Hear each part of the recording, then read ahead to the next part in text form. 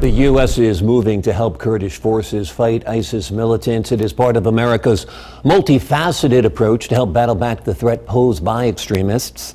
Ebru's Schmoyer spoke to one Mideast expert about the situation on the ground in Iraq. We go live now to Washington, D.C. with more. Kyle.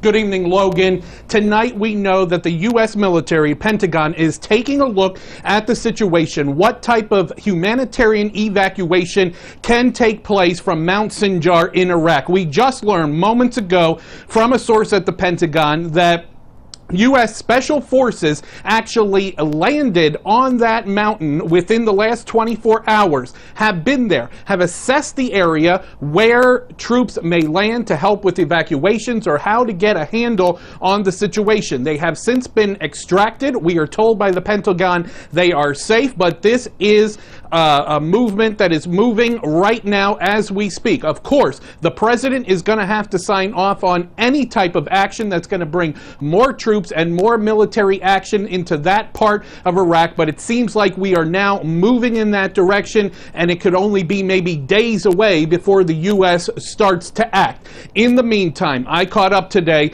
with one of our Ebru analysts who is in Iraq right now to give us a sense. What is the analysis of what's going on the ground as we speak? Here's what he told us. I spoke with Middle East expert David Tafuri via Skype from Erbil, Iraq. He has seen firsthand in the Kurdistan region of the country the push to keep ISIS out of Erbil and the effort to bring aid to refugees. Band-aids have been put on both situations, so we're not right on the precipice of disaster, but if help doesn't come soon, we'll get there. I asked about the tens of thousands of Yazidis and Christians forced up Mount Sinjar for safety. They are running out of food and running out of water, though there have been some airdrops, so they've gotten some humanitarian relief.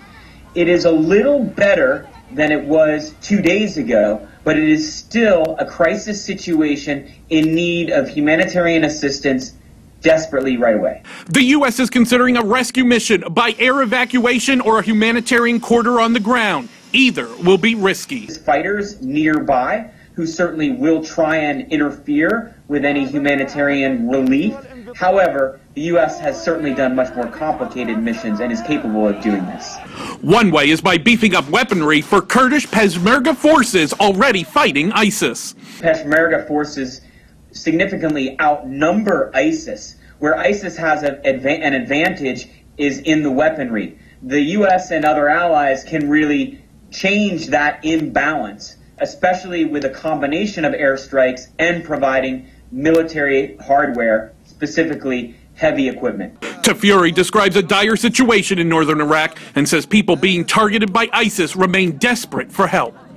That much more is needed and much more can be done. ISIS is not going to go away. So limited airstrikes, while helpful, are not enough to really get rid of ISIS and really help the Peshmerga, who are the only significant forces on the ground who can confront ISIS, defeat ISIS, which needs to happen. And of course, it seems that the president himself and the Obama administration now is on board with that. We heard from the Deputy National Security Advisor today, who said that all options are basically on the table, looking from anything to establishing a humanitarian corridor to those airlifts off the mountain itself. The U.S. will be working with those Kurdish forces and also their international partners to find the safest, quickest way to get this done. But again, the president needs to sign off on any type of action like this. We are hearing that right now he's taking in the information from all the officials at the Pentagon. Of course, we're imagining those special forces that landed on Mount Sinjar will be reporting back to their superiors and that information getting back to the president. The White House continues to walk this very fine line. The president has said no combat boots on the ground, and the White House is very specific to tell you very quickly that this would not be combat boots on the ground, but actually military boots involved in a humanitarian relief mission. A fine line there. Are we parsing words, Logan? Not sure. What is sure tonight is that something needs to be done for the tens of the thousands of people that are in peril. Kyle, let's talk a little bit about the politics of all this and somebody fiddling while Rome burns. You've got the President of the United States on vacation in Martha's Vineyard when I'm looking at unprecedented footage of a minority religious group being persecuted at the hands of another. What is the political impact of the president staying away while this is happening? These dire circumstances are unfolding in Iraq.